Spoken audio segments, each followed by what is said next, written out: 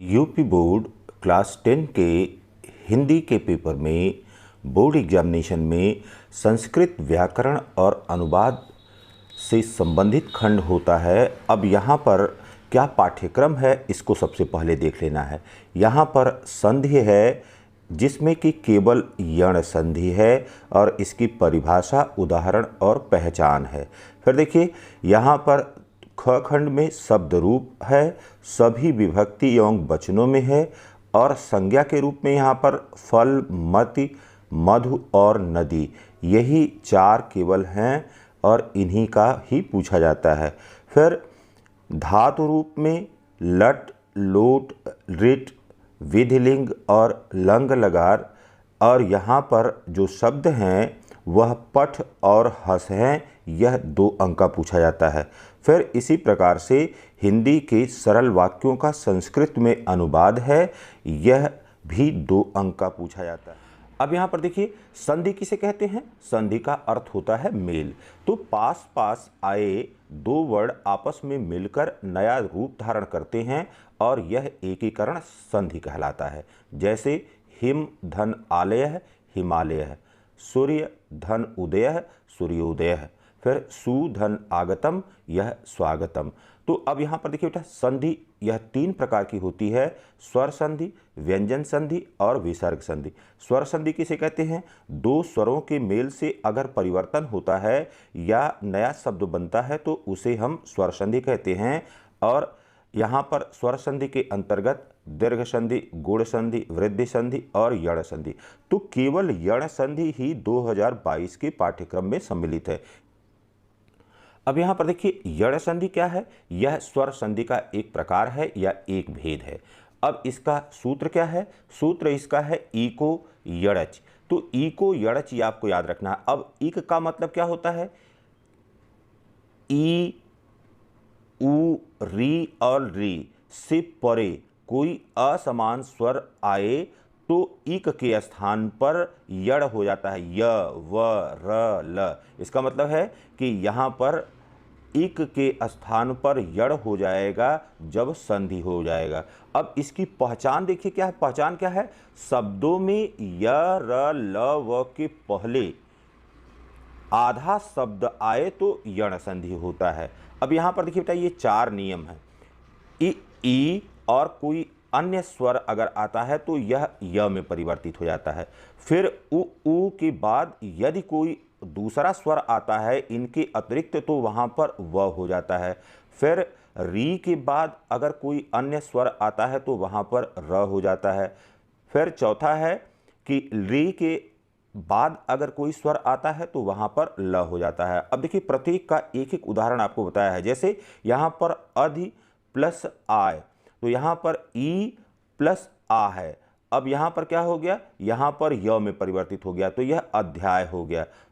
ई व आ 2 स्वर हैं, दोनों स्वर मिलकर के या बना लेते हैं। फिर देखिए अनु धन एषण, तो उ प्लस ए है, अब यह व में परिवर्तित हो गया और यह यण संधि हो गया।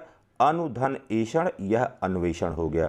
फिर पितृ धन आदेश, यह पित्रादेश हो गया। यहाँ पर देखिए री है फिर आ है तो यह र में परिवर्तित हो गया। री प्लस आदेश, यह हो गया लादेश है तो यहाँ पर यह ल में परिवर्तित हो गया री। फिर री प्लस आकृति, आकृति, यह लाकृति ही हो गया। इसी प्रकार से इसके अन्य उदाहरण हैं। तो बस केवल इतना याद रखना है कि ई, उ, री और री के बाद यदि कोई अन्य स्वर आता है तो यह य, र, ल, व में परिवर्तित हो जाता है। अब यहाँ पर चारों नियमों से संबंधित जो भी संधियां हैं या चारों नियमों का संधि किस प्रकार से हो रहा है उसके संबंध में यहाँ पर चर्चा की गई है।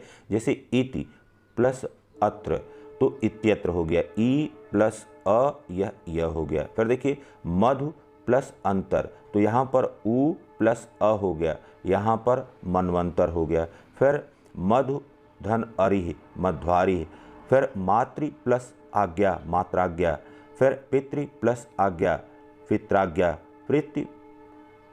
प्लस आदेश पित्रादेश। तो अब यहाँ पर दूसरा खंड यहाँ पर शब्द रूप के रूप में पूछा जाता है सभी विभक्ति और वचन में। तो यहाँ पर फल है, मति है, मधु है और नदी है, यही केवल 2022 के पाठ्यक्रम में सम्मिलित है। तो अब यह ध्यान देना है कि फल, मति, मधु और नदी, इसके रूप को हम किस प्रकार से अच्छी प्रकार से लिख पाएंगे। तो इसके लिए नियम है। अब देखिए बेटा, यहाँ पर शब्द रूप लिखने के लिए अब हमने यहाँ पर विभक्ति लिखा है प्रथमा, द्वितीया, तृतीया, चतुर्थी, पंचमी, षष्ठी, सप्तमी और संबोधन। फिर यहाँ पर एक वचन को पूरी तरह से खाली रखा हुआ है। यहाँ पर द्विवचन में देखिए, द्विवचन के लिए प्रथमा, द्वितीया, यह यहाँ पर कुछ नहीं लिखा हुआ है। फिर इसका मतलब है कि यह दोनों एक जैसे होते हैं, अभी बात करेंगे। यह दोनों एक जैसे होते हैं, यहाँ पर 2 लिख दिया। फिर यहाँ पर देखिए, यहाँ पर भ्याम, भ्याम और भ्याम, तो 3 बार आपको भ्याम भ्याम लिखना है, मतलब तृतीया, चतुर्थी और पंचमी। फिर इसके बाद देखिए, षष्ठी और सप्तमी के लिए यहाँ पर योह योह है, यह 2 बार आया हुआ है। फिर देखिए यहाँ पर फिर जब बहुवचन में चलते हैं तो यहाँ पर चतुर्थी के लिए भ्य है, फिर पंचमी के लिए भ्य है, फिर षष्ठी के लिए आम है, फिर सप्तमी के लिए एषु है। अब यहाँ पर देखिए, याद करने के लिए क्या है, हमने कहा कि यह इस प्रकार से आप 1-2 बार लिख करके इसको प्रैक्टिस कर लीजिए, इसको याद कर लीजिए। यह 232 है जो द्विवचन के लिए है, द्विवचन के लिए 232 है। इसके पश्चात बहुवचन के लिए भ्य, भ्य, आम, एषु।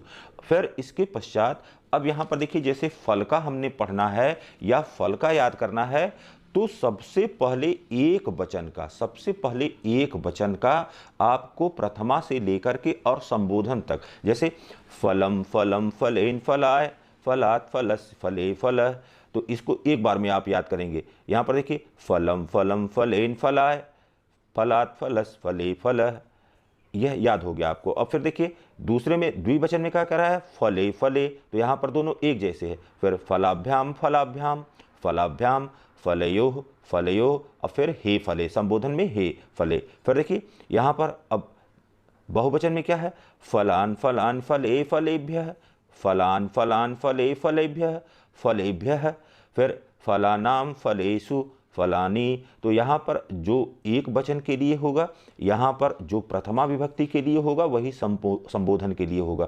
तो आपको याद करने की प्रक्रिया में एक वचन की सभी विभक्ति याद करना है, फिर द्विवचन की सभी विभक्ति याद करना है, फिर बहुवचन की सभी विभक्ति को याद करना है। अब यहाँ पर देखिए, इसी प्रकार से अगर मति का याद करना है तो मति, मति, मत्या, मते, मते, मते, मतः, मते, तो मति, मति, मत्या, मते, मते, मते, मतः, मते। फिर यहाँ पर मति, मति, अब यहाँ पर मति, मति, और फिर यहाँ पर मताभ्याम, मताभ्याम, मताभ्याम, 3 बार यह लिखेंगे। फिर यहाँ पर मतयोः, मतयोः, फिर हे मति हो जाएगा। फिर देखिए, मतयः, मतयः, मतिः, मतिभिः, फिर यहाँ पर अब क्या होगा, मतिभ्यः, मतिभ्यः, फिर यहाँ पर हो जाएगा मति नाम, और फिर यहाँ पर मतेषु और हे मतयः। इस प्रकार से यह आपको बड़े आसानी से 2-3 बार प्रैक्टिस करेंगे, आपको याद हो जाएगा। फिर देखिए, अब यहाँ पर जो फल शब्द है, उस फल शब्द के एक वचन को देखिए, यहाँ पर लिखा हुआ है फलम, फलम, फलेन, फलाय, फलात, फलस्य, फले, हे फल। अब यहाँ पर देखिए, एक साथ आप पढ़ेंगे तब इस तरह से याद होगा आपको।